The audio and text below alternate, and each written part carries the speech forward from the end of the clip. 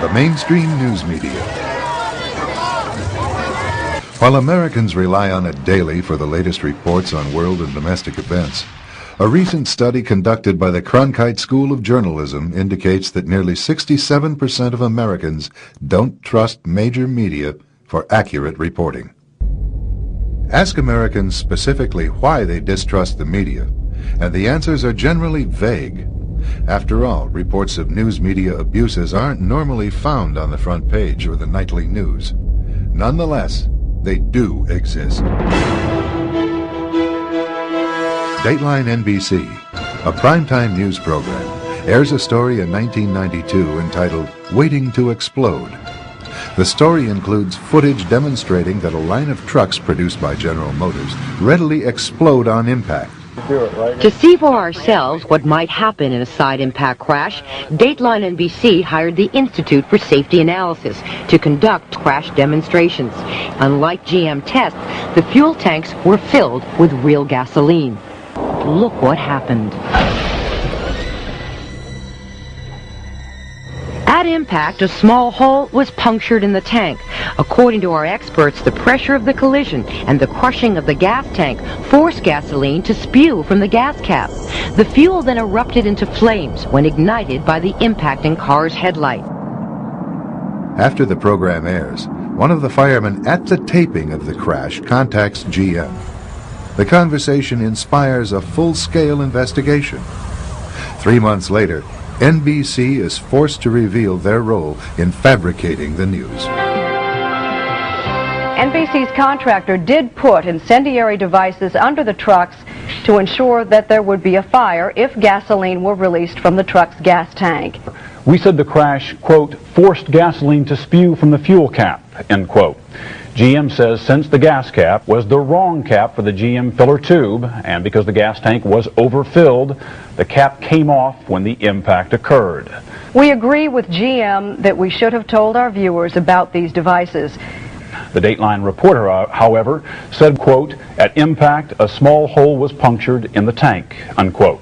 GM has now x-rayed that tank and found no hole. We acknowledge the placing of the incendiary devices under the truck was a bad idea from start to finish. That's our new policy, and we'll be right back.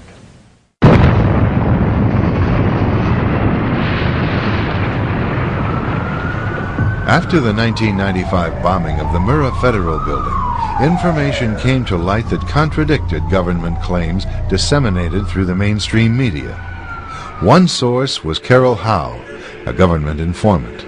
She revealed that federal agencies had prior knowledge of the terrorist plot and were ignoring several figures linked to the bombing. Roger Charles is a retired Marine colonel and former correspondent at ABC News. His news team interviewed Howe and obtained confirmation of her testimony. So here we had confirmation from a government representative in Denver with the McVeigh Prosecution Task Force saying your facts are accurate. So we think we've got a slam dunk story. It will be a piece of cake to get it on air now because we have confirmation from a government spokeswoman that our facts are true. The story was ready to air on ABC Evening News, but to Charles' surprise, the story never ran. A few minutes later, a phone rang. Tom Gerald from ABC 2020 was on the phone to Thrasher saying the story had been killed for the evening. Didn't know why, but the decision in New York was not to run the story on it, Peter Jennings' nightly news that night. In order for the story to air, Charles reworked it following suggestions from New York. Well, the next morning, Don Thrasher gets a call from New York, and he gives me one of these. I couldn't believe it. I knew what the signal was. The story was not going to go again. In 1990, an age-old conflict in the Balkans erupted into civil war. A multi-sided and complicated overseas struggle was packaged by the mainstream media as a tidy melodrama.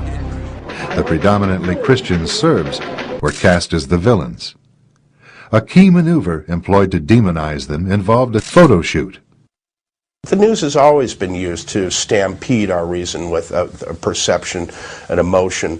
When you're talking about war, you get those heart-tugging appeals to pity in particular, and we've seen that again using images. Benjamin Works, president of the Strategic Issues Research Institute, is a military affairs analyst for Fox News and CNN.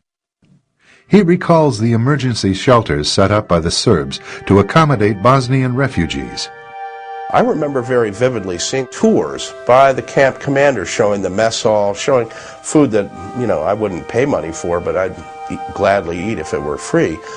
And yet this was turned into a sensational story about concentration camps. And the propaganda twist on that came out of both the electronic media and the newspapers and very glaring covers on Time magazine and such.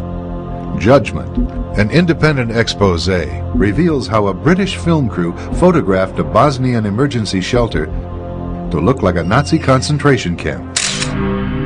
The film crew positioned themselves inside a barbed wire enclosure to shoot out at refugees, who were free to come and go as they pleased. The cameras zeroed in on a refugee whose emaciated appearance was the result of a birth defect. We found that all of these allegations of a concentration camp were really frauds perpetrated by the reporters, and in fact, at least one, Roy Gutman, won a Pulitzer Prize for this kind of fabrication. And the image that helped motivate American involvement in an overseas entanglement was a total fake.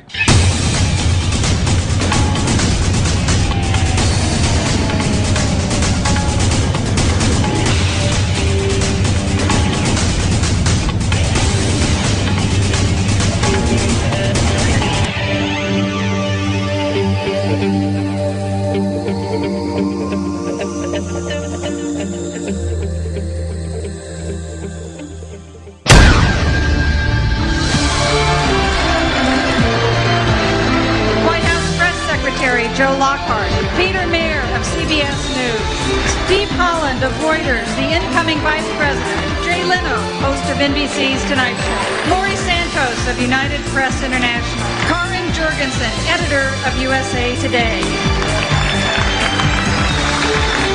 Helen Thomas of UPI, Dean of the White House Press Corps.